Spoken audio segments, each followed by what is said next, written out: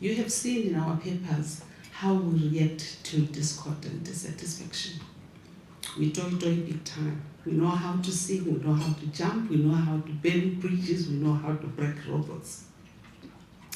Our children are not serious about making the place that they live in a better future because they don't see what positive life is like and what it is about.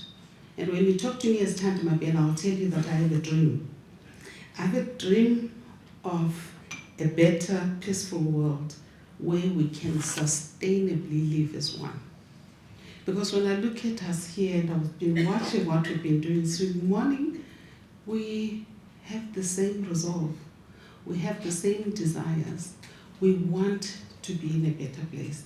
And as Rotarians, I think you have taken your time, your energy, your expertise in your pillars to try and contribute to making this world a better place. I've heard some amazing speakers talking about the tools, and my topic is role of digital tools in fostering peace. Peace in a continent that has got so much unemployment.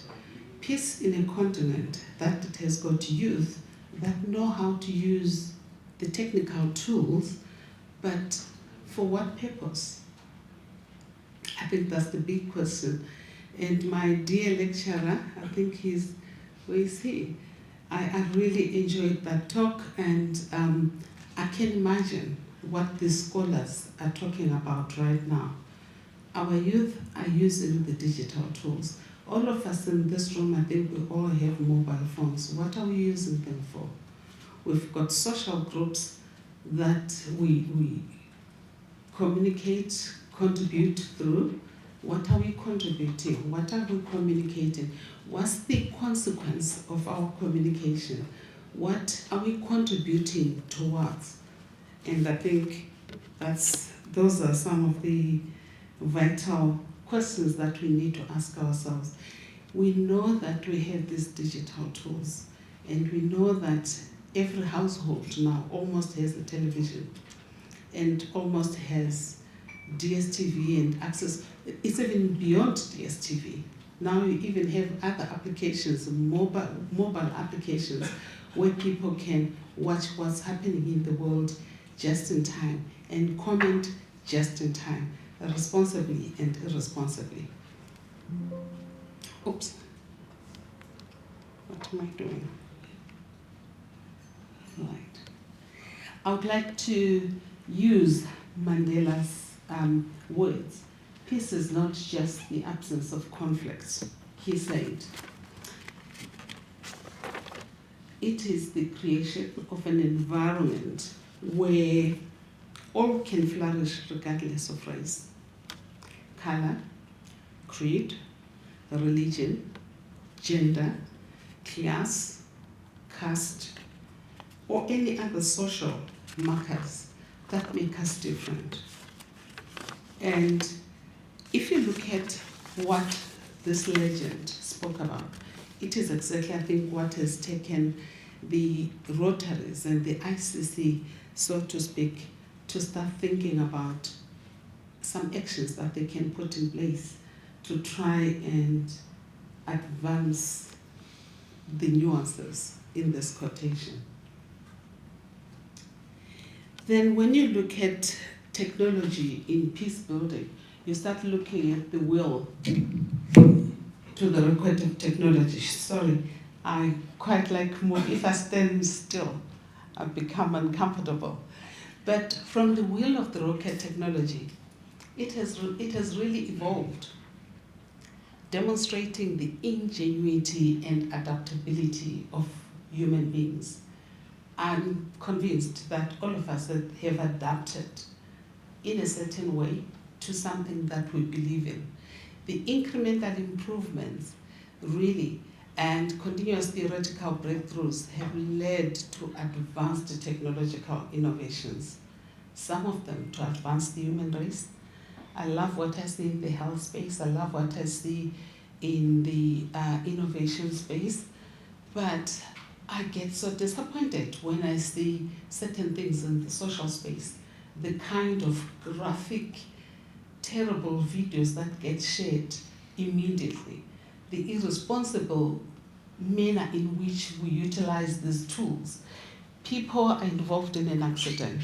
Before the next of kin get to know what has happened, someone has taken a clip of someone battling, taking their last breath, and they send it out on social media.